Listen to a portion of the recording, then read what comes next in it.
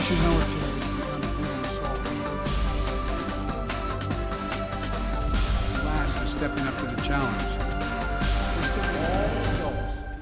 Ya es oficial, el presidente Joe Biden se va a lanzar nuevamente a la carrera presidencial de los Estados Unidos por su reelección en el 2024. Donald Trump ya lanzó su candidatura. Esto significa que en noviembre del próximo año puede haber revancha de las elecciones del 2020, Paula. Imagínense lo que puede ser eso. Mucho se especuló, pero ya es una realidad. El anuncio, bueno, se hizo a través de un video de 3 minutos. Se publicó en redes sociales y allí, pues, el mandatario también anuncia que va a buscar nuevamente y quedarse allí en la Casa Blanca junto a la vicepresidenta Kamala Harris como su compañera de fórmula, Ana María. Paula, ha sido un tema polémico en Estados Unidos porque con 80 años ya es el presidente de mayor edad en la historia del país. Y aseguran además que estas elecciones, en lo que dice hoy su nueva campaña, su nueva aspiración presidencial, pues es una lucha por la libertad y la democracia. Así fue como presentó su candidatura.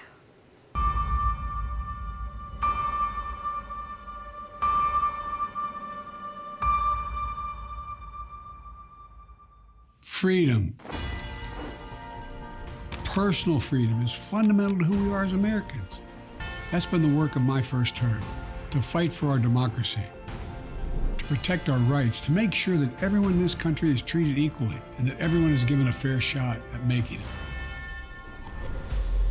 But you know, around the country, MAGA extremists are lining up to take on those bedrock freedoms, cutting Social Security that you paid for your entire life while cutting taxes for the very wealthy, dictating what healthcare decisions women can make, banning books, and telling people who they can love. All while making it more difficult for you to be able to vote.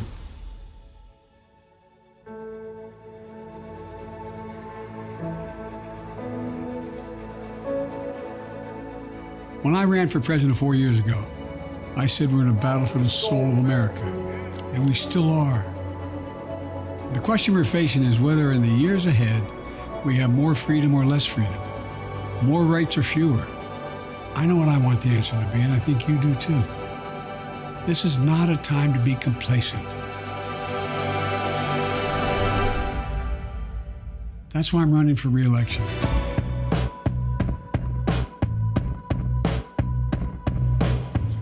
Pues una vez se conoció este video con esta noticia, por supuesto uno de los primeros en reaccionar fue Donald Trump. Las opiniones están divididas. Una encuesta de NBC News encontró que por lo menos el 70% de los estadounidenses creen que Biden no debería buscar esta reelección.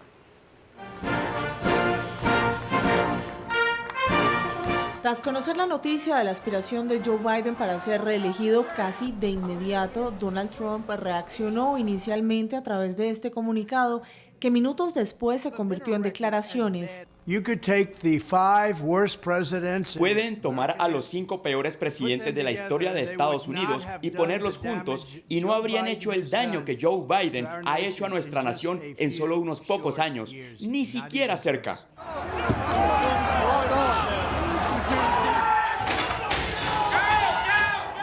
El ataque al Capitolio del 6 de enero sigue fresco en la memoria de Estados Unidos y el mundo después de que el entonces presidente no reconociera el resultado de las elecciones. Trump sigue firme en su postura y con el mismo discurso. Con una presencia tan fallida, es casi inconcebible que Biden siquiera pensara en postularse para la reelección. Ya saben lo que sucedió en las últimas elecciones. Hicieron trampa y manipularon las elecciones. Pero les prometo esto, cuando me presente en ese escenario de debate y comparemos nuestros registros, será la peor pesadilla de los demócratas radicales, porque nunca ha habido un historial tan malo como el de ellos. Después de conocerse la noticia, el presidente Biden se refirió a su intención de seguir en la Casa Blanca. Es hora de terminar el trabajo, terminar el trabajo.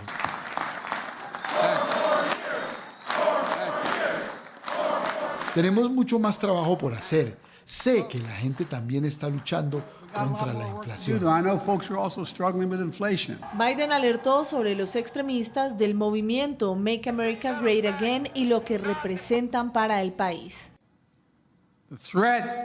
La amenaza que suponen los republicanos de Make America Great Again para llevarnos a un lugar en el que nunca hemos estado. Con 80 años, Biden aspira a 4 más en la Casa Blanca y mientras termina su presidencia y en caso de ser reelegido, terminaría su segundo periodo con 86 años, un tema que tiene a muchos ciudadanos con opiniones divididas. No creo que necesite postularse, creo que está muy viejo.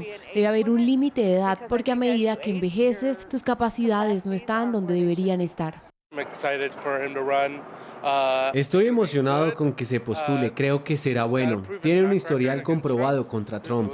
Estamos emocionados de que se postule de nuevo, aunque potencialmente va en su contra. Hay que ver cuál es el resultado. Kamala Harris será la fórmula vicepresidencial de Biden y ya se conoce que la jefe de campaña es latina. Se trata de Julie Chávez, quien actualmente forma parte de un grupo de latinas en la Casa Blanca, asesorando a Biden en diferentes temas, convirtiéndose en una de las asesoras de mayor confianza del presidente. De modo pues que vamos para otro encuentro Biden-Trump. Pues todo parecería indicar que sí. Obviamente faltan las primarias de un partido, faltan las primarias del otro, pero ya el anuncio de Joe Biden de que va a ser candidato, de que quiere ser reelegido, pues casi que lo deja como seguro candidato del Partido Demócrata. Su único medio rival que existe por ahí es Robert Kennedy Jr., que se ha dedicado, a pesar de su apellido y a pesar de su gran trayectoria, a su gran ascendencia política más bien, se ha dedicado sobre todo a brillar como un activista antivacunas. Digamos que no le da ni por los talones a la vida pública de Joe Biden. Mientras tanto, Donald Trump, sabemos, también tiene que correr por las primarias del Partido Republicano y tiene encima todo el lío jurídico del que voy a hablar en unos segundos. Pero Joe Biden, concentrémonos en él. El tema de la edad. Evidentemente, con 81 años en este momento, en caso de ser reelegido, arrancaría con 82 su segundo mandato, terminaría con 86 años. Evidentemente hay personas de 86 años en perfectas facultades, con todas las capacidades, pero a Joe Biden le señalan cada rato que si se despista, que si se le olvida, que si lee demasiado y improvisa poco, pero bueno, hay que tener en el plato de la balanza de Joe Biden varias cosas. Primero, pues ya conoce a Donald Trump, sabe cómo es una campaña contra Donald Trump y ya los estadounidenses saben cómo es Joe Biden como candidato, Donald Trump como candidato, Joe Biden como presidente, Donald Trump como presidente. No habría grandes sorpresas, digamos, desde la perspectiva de la debilidad de una persona para enfrentar a Donald Trump desde el punto de vista de los demócratas, por supuesto. Segundo, no obstante todas las críticas que ha tenido Joe Biden, no obstante los señalamientos sobre su edad, recuerden ustedes, en las elecciones parlamentarias, en las elecciones de medio término, el Partido Demócrata tuvo el mejor resultado de los últimos 20 años. Todo el mundo daba por seguro que los republicanos iban a arrasar y sin embargo, así, zongo, zorongo, yendo por la sombrita, el mejor resultado de los últimos 20 años. Segundo punto a favor de Joe Biden, que algo estará haciendo bien para que tenga ese desempeño desde el punto de vista de las elecciones. Pero en tercer lugar, estar en la Casa Blanca le da una ventaja. Cualquier presidente que busque reelección tiene el presupuesto, tiene la pantalla, tiene las cámaras, tiene la gente encima de él, aparece todo el tiempo, por lo tanto, son tres factores muy importantes que podrían jugar a favor de Joe Biden, no obstante que las encuestas y los testimonios que oímos dicen está demasiado viejo para lanzarse. Y Donald Trump, mientras tanto, ¿qué? Acuérdense ustedes, imputado, con investigación fiscal, con la posibilidad de tener una nueva imputación en una corte de Georgia, en ese caso por atentar o por promover todos los movimientos que hubo contra el Congreso el 6 de enero, pero fuera de eso, con ese récord que tiene de ir contra las instituciones.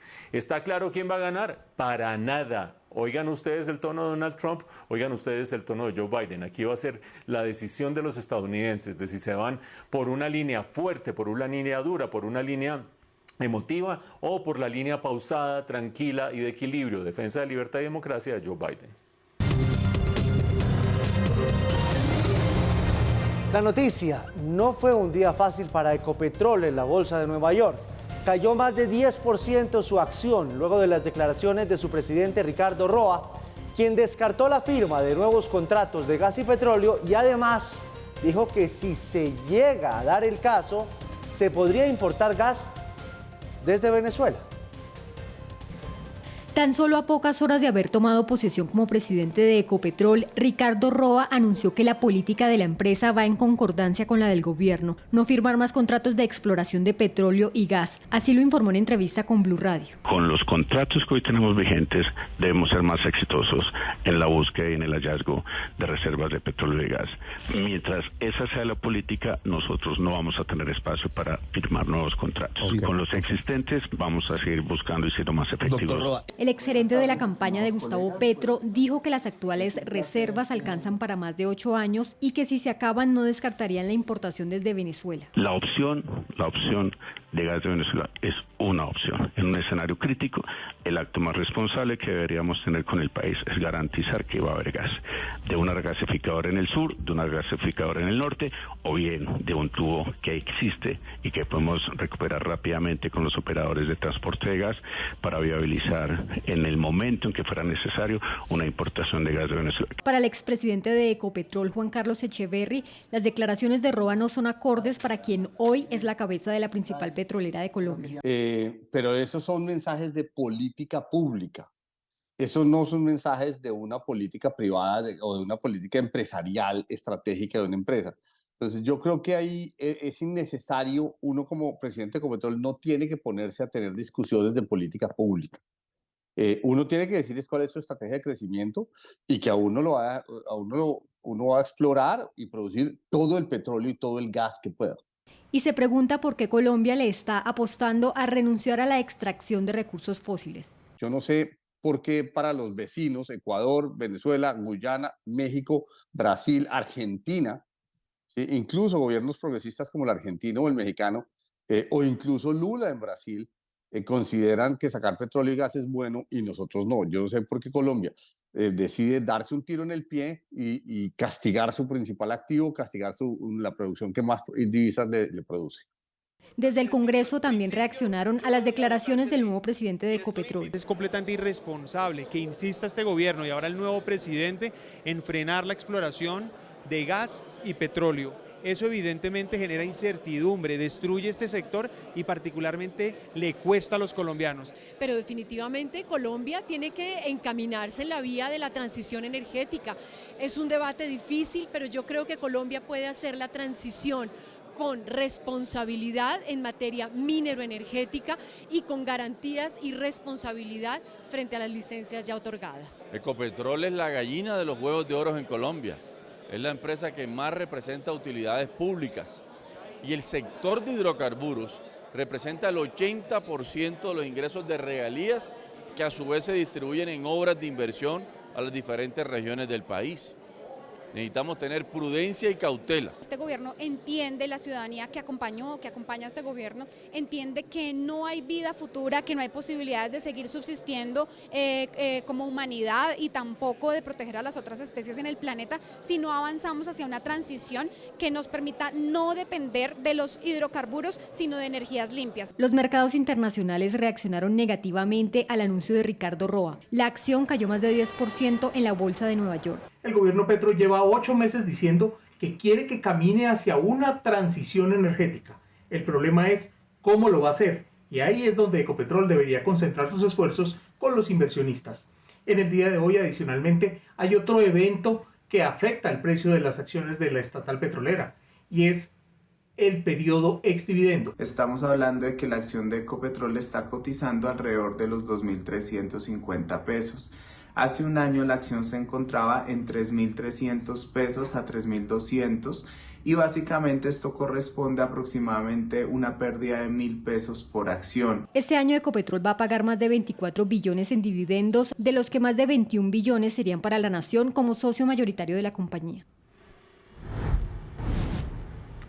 El mercado, los inversionistas, las bolsas, tanto en Colombia como en Estados Unidos, estaban muy pendientes de ver cuál iba a ser la declaración, cuál iba a ser la posición del nuevo presidente de Ecopetrol, el doctor Roa. Y bueno, ustedes han visto la posición del doctor Roa y la reacción de los mercados. Él ha reiterado que no se harían nuevos proyectos de exploración, no se darían nuevos proyectos de licencia de exploración, y aparte de eso ha dicho que llegado un caso en que económicamente tuviera sentido, pues se importaría gas de Venezuela en lugar de producirlo en Colombia. Ambas cosas tienen sus grandes bemoles. Recordemos, si Colombia no otorga más licencias de exploración de gas y de petróleo, se le acaban las reservas. Eso quiere decir que empezamos a depender de hidrocarburos y de energéticos fósiles del resto del mundo, y eso quiere decir que perdemos además el 20% de los ingresos del gobierno, el 40% de los ingresos de divisas, y se despelota la economía, para no ir más lejos. Y en cuanto a importar gas de Venezuela, pues si se supone que lo que estamos es luchando contra el cambio climático y por eso no queremos producir gas porque hay que hacer transición energética, pues entonces ¿por qué se le va a comprar uno al vecino que también lo está produciendo y también está contaminando? Es una tontería desde el punto de vista de política ambiental. Pues bien, el presidente de Ecopetrol ratificó la posición del gobierno en ambos frentes, de pronto importar gas de Venezuela y no dar más licencias de exploración. Y eso quiere decir, por lo tanto, que estaba casi que entre la espada y la pared. ¿Por qué? Pues por ser gran amigo, cercano al presidente, era muy difícil que en este momento saliera a contradecir al presidente, salvo que hubiera hecho lo que acaba de decir el exministro Juan Carlos Echeverry. Habría podido pasar perfectamente agachado el presidente de Ecopetrol. ¿Por qué? Porque las decisiones sobre nuevas licencias de exploración de petróleo y gas son del gobierno, no son de Ecopetrol, son de política pública, no son de gestión de una empresa. Habría podido decir, en condición de presidente nuevo de Ecopetrol, pues yo sé lo que voy a hacer con mi plan estratégico, para dónde me muevo, con las reglas del juego que me dicta el gobierno, pero no opino sobre esas reglas del juego, y habría salido perfectamente y el mercado habría reaccionado perfectamente. Pero está confirmando una vez más que en el gobierno hay una gran división acerca de este tema. Presidente Petro, presidente de Ecopetrol, ministra de Minas diciendo no más licencias de exploración y eventualmente depender de Venezuela, el ministro de Hacienda, el director de Crédito Público, el jefe de Planeación Nacional diciendo sí más licencias, sí más exploración. Y en ese dilema es donde los inversionistas dicen, ah caray, ¿a quién le creemos? ¿Qué es lo que va a pasar con el futuro de la sostenibilidad macroeconómica? Por ahora las respuestas siguen siendo no sabe, no responde, y por eso la incertidumbre y por eso esta reacción. Habló el presidente Juan Manuel Santos y habló bastante fuerte, Paula. Dijo, entre otras cosas, que cualquier decisión política que tome el presidente Petro tiene que tener en cuenta a la empresa privada. Habló de la reforma a la salud y le mandó un mensaje al Consejo Gremial, que dejen la peleadera allá adentro, ¿no? Sí, mire, todo esto pasó en el marco del foro de AmCham, que es la Cámara Colombo-Americana, y allí el expresidente Juan Manuel Santos pues era uno de los oradores invitados principales y más especiales. Se despachó, dicen muchos, como hace mucho rato no se le veía o como no se le suele ver al expresidente Juan Manuel Santos, que la verdad ha sido cauto. Una vez dejó la Casa de Nariño. Pues sí, tocó todos esos temas. Habló del empresariado, de lo que dice él es la ideologización de algunas decisiones y de la necesidad de dialogar.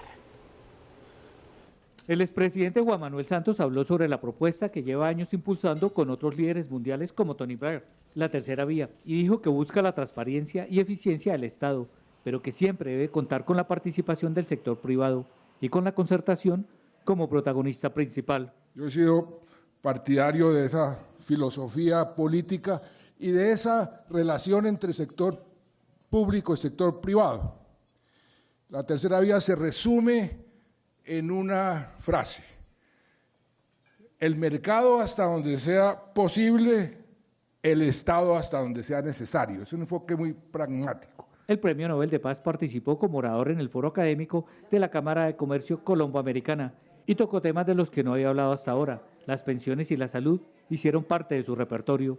Insistió en que la salud en Colombia es una de las mejores del mundo. Nos sentamos con María Mercedes Cuellar de Martínez y diseñamos lo que hoy algunos quieren acabar, las AFPs, todo el sistema de ahorro, pero la construcción desde entonces no ha dejado de crecer y no ha dejado de generar empleo. Y logramos unos indicadores que la revista más prestigiosa del mundo en materia de salud, Lancet, dijo que Colombia tenía uno de los sistemas de salud mejores en el mundo, medido como cobertura, que la nuestra era universal, ¿Cuántos tratamientos están incluidos en el sistema? Nosotros teníamos uno de los más generosos del mundo.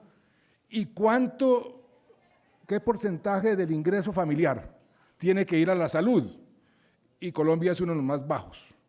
Por eso me extraña mucho los que dicen que el sistema de salud colombiano era de los peores del mundo. Todo lo contrario, de los mejores del mundo, y espero más bien que con la reforma no lo vayan a cambiar. Algo que le preocupa al expresidente es que luego del papel protagónico que ha tenido el sector privado en la integración, se esté perdiendo por decisiones políticas y por ideologías. Por razones políticas, ideológicas, el presidente de México no le quiere entregar a Perú por razones políticas, pero el hecho es que el sector privado fue el motor que jalaba la integración y por eso fue tan exitosa. Pero no son las únicas preocupaciones que manifestó el expresidente. La falta de diálogo y la radicalización que se ha presentado recientemente en diversos países también son amenazas para la democracia. Estamos perdiendo la moderación, nos estamos polarizando, radicalizando, y eso impide el diálogo, eso impide la creación de consensos, la creación de arreglos, de acuerdos, y la democracia no es nada diferente a unos acuerdos entre diferentes sectores de la sociedad, cómo nos distribuimos el presupuesto, cómo priorizamos las políticas, son acuerdos. Santos llamó la atención por las discusiones que se han ventilado dentro del Consejo Gremial y les pidió que dejen de pelear. En este momento hay una pelea entre exfuncionarios de mi gobierno para ver quién se queda con la presidencia o si mantienen al presidente, y esa pelea me parece totalmente inoportuna y además inconveniente. Los gremios deben hacer sentir su voz, deben expresar sus argumentos como los oímos durante todo este periodo de mi vida pública, pero los gremios no pueden cortar el diálogo constructivo con el gobierno porque dejan de tener razón de ser. El expresidente insistió en que es necesario el papel del sector privado en la construcción de consensos para no solo lograr mayor desarrollo, sino para disminuir las brechas sociales que hay en Colombia. Hacía rato no hablaba tan fuerte el presidente Juan Manuel Santos, y lo que dice es una crítica muy fuerte a varias actitudes del actual gobierno. Me quedo con varias, pero sobre todo con el tema de la reforma a la salud, porque hasta ahora se están dialogando sobre la reforma a la salud en el Congreso. No somos o no tenemos el peor sistema del mundo, por el contrario, tenemos uno de los mejores, dice el expresidente Santos. Crítico, Giovanni, sí, sin duda, pero sobre todo preocupado. No sé si sintieron ustedes como ese mismo tono en medio de las críticas de que fue desglosando él una a una sobre diferentes temas que como que tienen el radar, pero uno sí le siente y le nota como cierto tono de preocupación acerca de las decisiones que está empezando a tomar este gobierno, pues que muchos dicen, pues acompañó la campaña y la elección de Gustavo Petro. Claro que hubo apoyos en el pasado y pues parece que ahora hay preocupaciones por la ejecución. Mauricio, no sé usted cómo lo sintió. Pues esto sorprende a mucha gente porque en realidad los observadores pensaban que el santismo, sea lo que sea que eso quiera decir, estaba con el gobierno del presidente Gustavo Petro.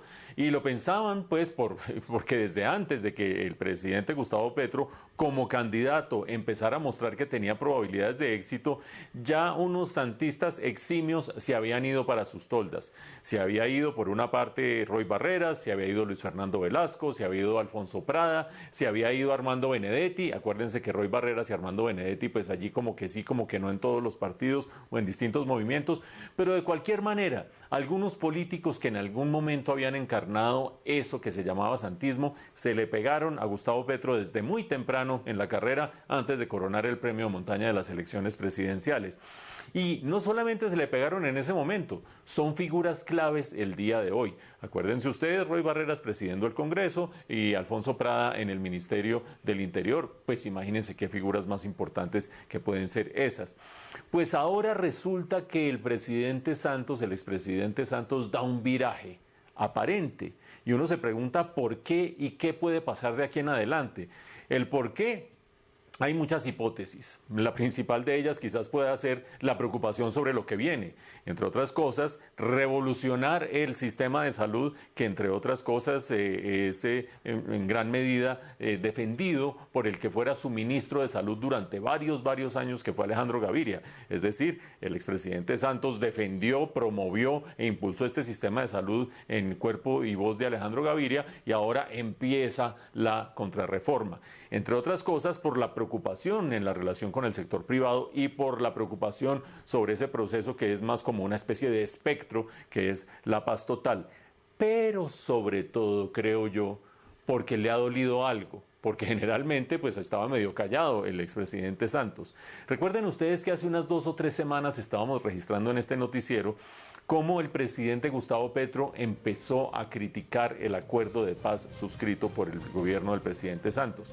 Acuerdo de paz que le valió ni más ni menos que el Premio Nobel de la Paz. Es decir, Premio Nobel de la Paz para muchos mata expresidencia. Y criticar ese acuerdo, no implementarlo y decir que lo va a mejorar y que lo va a convertir en algo verdaderamente importante ahora con la paz total, es como decir, vamos a barrer ese acuerdo de paz y esos méritos y los vamos a meter debajo de la alfombra. Creo que eso le ha dolido profundamente al expresidente Santos y salió del silencio a decir lo que piensa. Yo no digo que lo que está planteando sea resultado de eso, pero que no lo hubiera dicho sí tenía que ver con una especie de calma chicha que había allí con el gobierno. Ahora ya no tiene motivos para callar y la gran pregunta, ¿qué irá a suceder con el santismo? Pues habría que preguntarse algo más. ¿Existe el santismo, sí o no? Si Roy Barreras se le acercó a Gustavo Petro y ahora trata de alejarse un poquito, es porque Roy Barreras piensa en él mismo y en sus posibilidades presidenciales. Si Alfonso Prada se le acercó a Gustavo Petro, no es en representación de Juan Manuel Santos. Yo creo que el santismo es un embeleco que no existe. Existe Juan Manuel Santos, su legado, sus posiciones, su prensa, pero no creo que exista el santismo, por lo menos en este momento, como un elemento de contrapeso político en la situación actual.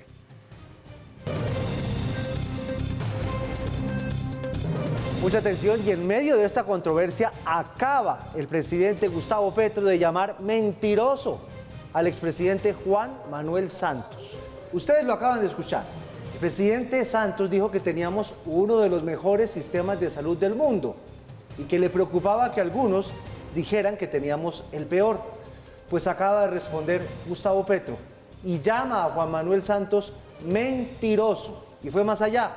Dice que lo que tenemos en Colombia es un sistema indolente. Sí, es cierto, lo dijo en un discurso donde se le escucha bastante fuerte y agitado al presidente Petro en Zarzal, en el Valle del Cauca, donde está cumpliendo unos compromisos a esta hora. Pues dice eso, que el sistema realmente es indolente, no el mejor del mundo, como estaba diciendo el expresidente Juan Manuel Santos, que lo que pasa es que creer que se lleva a los hijos a las mejores clínicas de Bogotá, menciona el presidente específicamente la clínica Santa Fe, por ejemplo, dice que quienes hacen eso entonces creen que tienen el mejor sistema de salud, pero que no es una realidad.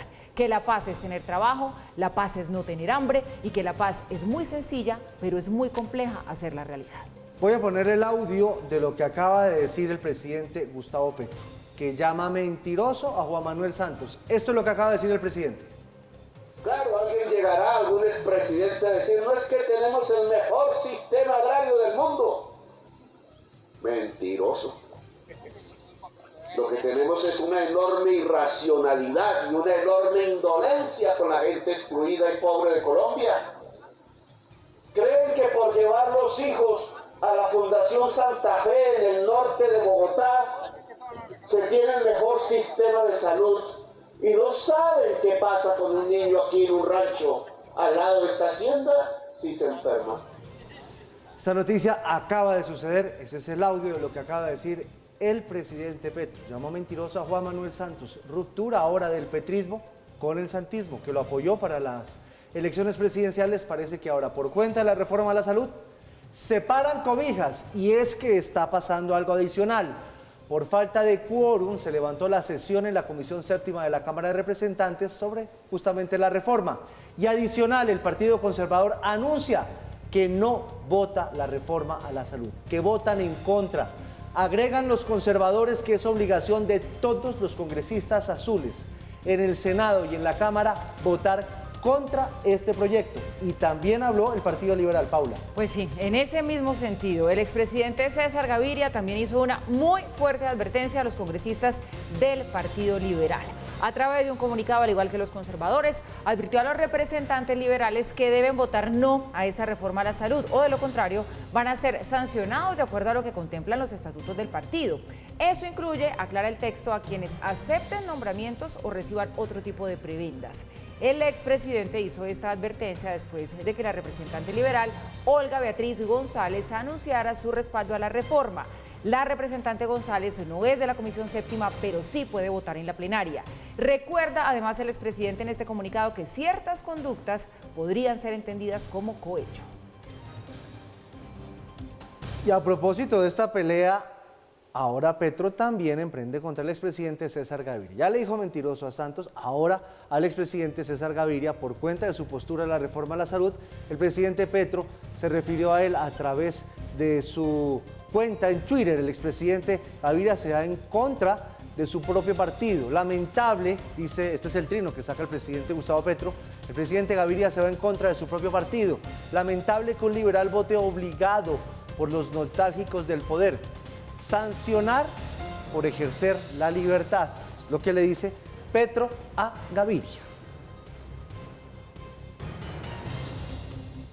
Bueno, nos vamos entonces para la Comisión Séptima. Alex, estás allá desde hace todo el día, has estado ya haciendo el cubrimiento de lo que está pasando con esta reforma a la salud. ¿Qué es lo nuevo, Alex? Adelante.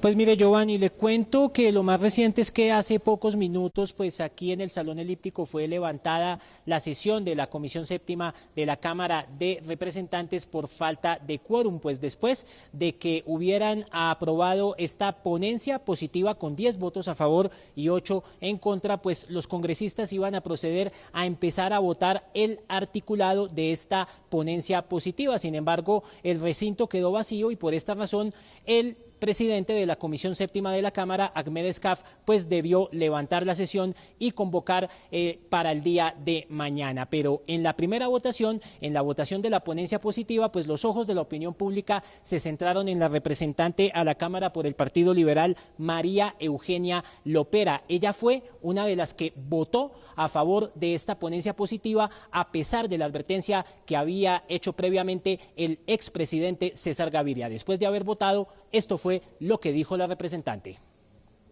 Hoy voy a dormir tranquila y cuando regrese a mi ciudad, Medellín, voy a mirar a mi mamá a los ojos tranquila, porque lo hice a conciencia, porque esas personas que confiaron en mí en Antioquia, 87.730, les puedo decir que lo hice solo pensando en las personas de a pie. Inmediatamente después intervino la oposición a través de la representante a la Cámara por Cambio Radical, Carolina Arbeláez. Ella presentó una proposición para que los artículos de esta ponencia positiva fueran votados de manera independiente, es decir, que fueran votados uno por uno y no que fueran votados en grupo como se pretende aquí en la Comisión Séptima de la Cámara. Esto dijo la representante a la Cámara por Cambio Radical. ¡Qué vergüenza con el país! Esta es un entramado que debe conocer el país entero. De verdad que yo no lo puedo creer. Una reforma que es agresiva, una reforma destructiva, por Dios. Señores congresistas, ¿saben ustedes las consecuencias? Se espera entonces que para mañana sea convocada nuevamente la Comisión Séptima de la Cámara de Representantes para empezar a votar este articulado de esta nueva ponencia. Son 155 artículos los que componen esta ponencia positiva del Gobierno Nacional. Información con Alexander Gómez para Red Más Noticias. Mira, Alex, gracias. Un día bastante agitado en el Congreso y promete seguir así por unas semanas más, y en medio de toda esta novela que se ha convertido en la reforma a la salud, pues se filtró, adicional a todo lo que ustedes ya han escuchado, un documento del Ministerio de Hacienda, según el cual la reforma a la salud tendría un costo de más de 112 billones de pesos, esto en los próximos 10 años. Lo tienen ustedes ahí en pantalla. El documento sería la respuesta a un derecho de petición sobre las implicaciones del proyecto de ley de la reforma a la salud. En las gráficas que se anexan, pues se puede ver el desglose de cada concepto y el costo fiscal año a año hasta el 2023. También incluye los que serían los costos fiscales de la reforma por año en porcentajes del PIB, Giovanni. Pero el presidente Petro respondió a esta publicación de este trino, también con otro trino que dice lo siguiente. Dice que no, que se trata de un cuadro viejo de febrero que incluyó todos los gastos que se generan por la situación de quiebra de las EPS y no por la reforma a la salud. Los costos de la reforma tienen que ver con el componente de atención primaria que no existe en Colombia.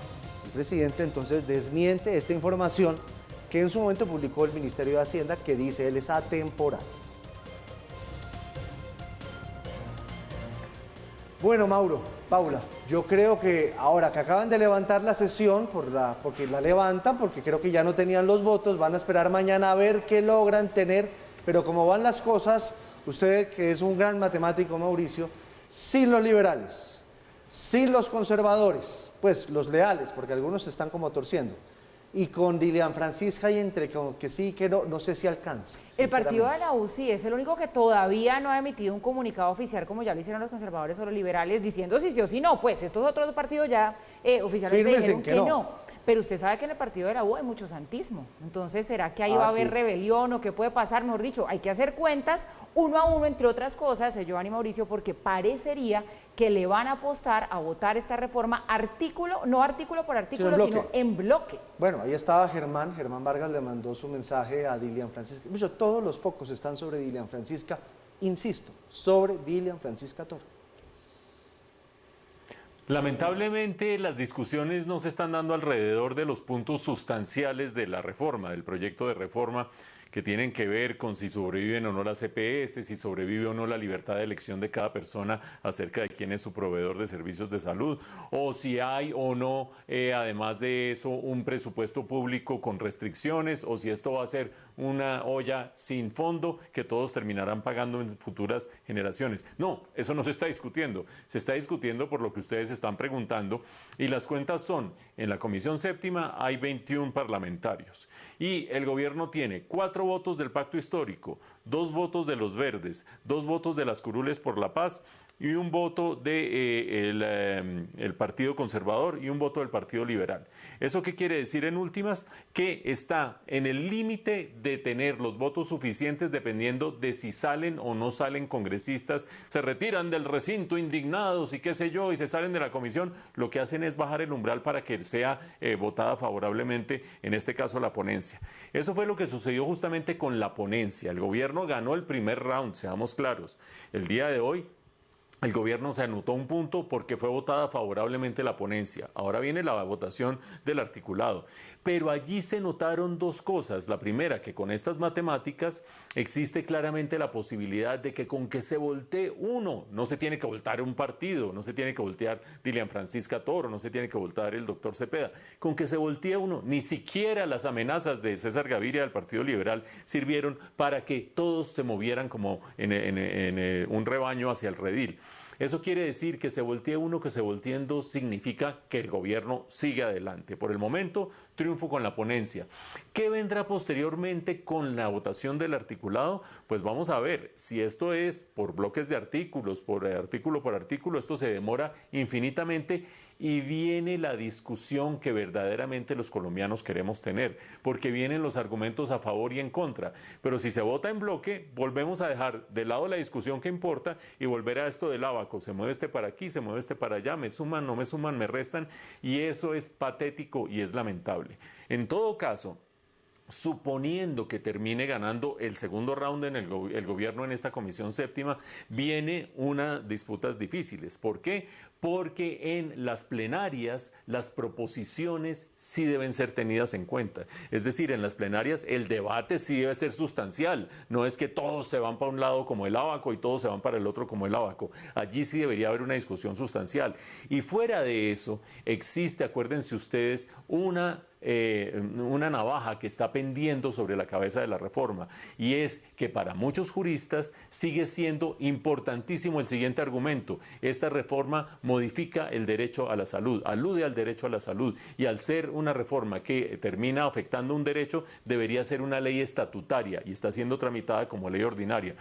A esto le falta mucho. El round de hoy lo ganó el gobierno. Y el presidente Petro instaló la conferencia internacional sobre el proceso político en Venezuela, en el que Colombia oficia como mediadora. Petro asegura que para Venezuela se abren dos caminos.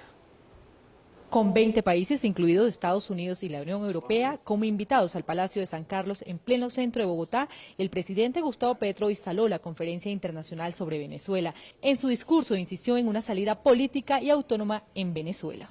Y América tiene que hacer un espacio de democracia. En nuestros países, y en el caso venezolano, creo que tenemos que andar sobre dos rieles al mismo tiempo. Establecer el cronograma, sí, de las elecciones y sus garantías, que el pueblo venezolano pueda decidir libre y soberanamente qué quiere, sin presiones. Además, reiteró que se debe dar el levantamiento de las sanciones de manera paulatina. Esto ha generado hambre en la región. También el otro riel del levantamiento de las sanciones. Ojalá todo comenzara por el reingreso de Venezuela al sistema interamericano de derechos humanos, porque al final somos los latinoamericanos los que tenemos que decidir si vamos hacia la democracia o hacia la guerra y la confrontación. Y son los venezolanos, nadie más, los que tienen que decidir libremente su próximo futuro. E insiste en que Venezuela debe ingresar al sistema interamericano de derechos humanos. Es de recordar que desde su primera visita a Venezuela el mandatario le ha solicitado a Maduro su reingreso. Le he pedido al gobierno venezolano que ingrese al sistema interamericano de derechos humanos que abandonó en el año 2012 y que por allí podamos encontrar las fórmulas de una mejor democracia. El presidente se refirió a las dictaduras que se vivieron en América Latina y reconoció su pasado como guerrillero. Y al norte de esas dictaduras nos levantamos en armas. A mí mucha gente en las calles de Bogotá y del país me dicen, ¿y usted fue guerrillero? Pues sí, nos levantamos en armas contra la injusticia. De joven, yo vi morir a la mayoría de mis amigos, compañeras hermosas, que simplemente pensaban en un mundo mejor y cayeron en las trochas, en las calles de Bogotá. Y por último, el presidente instó que el oficialismo y la oposición acepten las recomendaciones que se den producto de este encuentro. Y el tropiezo de esta cumbre por Venezuela estuvo marcado por la llegada y salida del líder opositor Juan Guaidó de Colombia. Para el gobierno no fue expulsado, lo que se hizo fue facilitar su tránsito hacia los Estados Unidos. Sin embargo, para el partido del opositor, el dirigente entró de manera ilegal al país.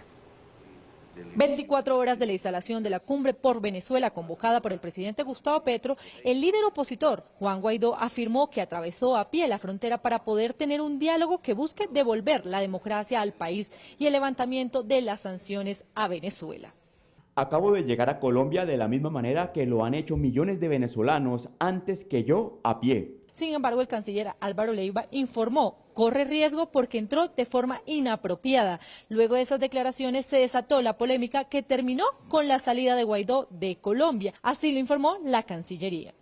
En horas de la tarde, Migración Colombia condujo al señor Juan Guaidó, de nacionalidad venezolana, que se encontraba en Bogotá de manera irregular, al aeropuerto El Dorado, con el ánimo de verificar su partida en una aerolínea comercial a Estados Unidos durante la noche. El pasaje ya había sido adquirido por él. A bordo de un vuelo comercial, Juan Guaidó grabó un video en el que explica por qué salió del territorio colombiano. Desafiando al régimen de Maduro, me están sacando de Colombia. La persecución de la dictadura se extendió lamentablemente hoy a Colombia. Lamentablemente, cuando fue el canciller Leiva que invitó a escuchar a la oposición y viene precisamente a llevar la voz de millones que quieren un mejor país, que quieren una solución, que quieren recuperar a su familia, que quieren recuperar definitivamente la dignidad, y precisamente por eso voy a un vuelo comercial a los Estados Unidos, por las amenazas a mi familia, a mis hijas. A su llegada al aeropuerto de Miami, en Estados Unidos, Guaidó insistió en que teme por la vida de su familia y su equipo de trabajo, así como insistió que de todo su proceso se encargó Migración Colombia. Pasa la frontera sin conocimiento de Colombia, se ha estado tratando de averiguar por dónde, pudo haber sido por Paraguayán, no fue por Cúcuta. Se sabe que está acá por el ruido que él mismo produce, que va a participar en un plantón etc. Naturalmente, Migración se cuestionó inmediatamente qué era lo que había acontecido. Finalmente se supo por boca de un alto funcionario de los Estados Unidos en dónde estaba, lo cual permitió que Migración se acercara y naturalmente le pidiera que se permitiera ser conducido al Dorado. Fue acompañado por agentes de los Estados Unidos todo el tiempo en el Dorado y el pasaje fue suministrado por los Estados Unidos. En medio de la tensión que se registró por la salida abrupta de Guaidó, el presidente Gustavo Petro rompió su silencio y se pronunció a través de las redes sociales. Simplemente entra con su pasaporte y pide asilo. Con mucho gusto se le hubiera ofrecido. No tiene por qué entrar ilegalmente al país. Se le ofreció el permiso de tránsito, no se le deportó de regreso a su país y con el permiso de Estados Unidos voló hacia ese país. Petro insistió en que no fue expulsado. Al señor Guaidó no se le expulsó. Es mejor que la mentira no aparezca en la política. El señor Guaidó tenía un acuerdo para viajar a Estados Unidos. Por su parte, el partido Voluntad Popular de Guaidó negó que el opositor venezolano ingresara ilegalmente a Colombia. Además, denunció que el gobierno colombiano fue hostil con Guaidó y le obligó a salir del país. No es verdad que ellos brindaron apoyo, no. Ellos fueron hostiles con Juan Guaidó. Ellos lo obligaron a salir del territorio colombiano. No es verdad que Juan Guaidó llevaba con él un pasaje para Miami. Eso no es cierto. Hasta el momento se conoce que el líder opositor se quedará en Estados Unidos por su seguridad. En este país adelanta un proceso de asilo. Y el Departamento de Estado de los Estados Unidos confirmó que trabajó en estrecha colaboración con el gobierno colombiano para que Juan Guaidó saliera del país de forma segura. Ante la pregunta de si el opositor venezolano solicitó asilo o protección del gobierno de los Estados Unidos, el portavoz del departamento aseguró que se trata de un tema confidencial. Estamos al tanto de los informes de que el expresidente interino Guaidó ingresó a Colombia y luego viajó a los Estados Unidos. Una vez que se anunció que estaba en Colombia, diplomáticos estadounidenses trabajaron de cerca con el gobierno colombiano para ayudarlo a llevar a salvo a los Estados Unidos. Estamos agradecidos con el gobierno de Colombia por apoyar a los venezolanos que huyen de su país debido a la persecución en la crisis humanitaria dentro de Venezuela.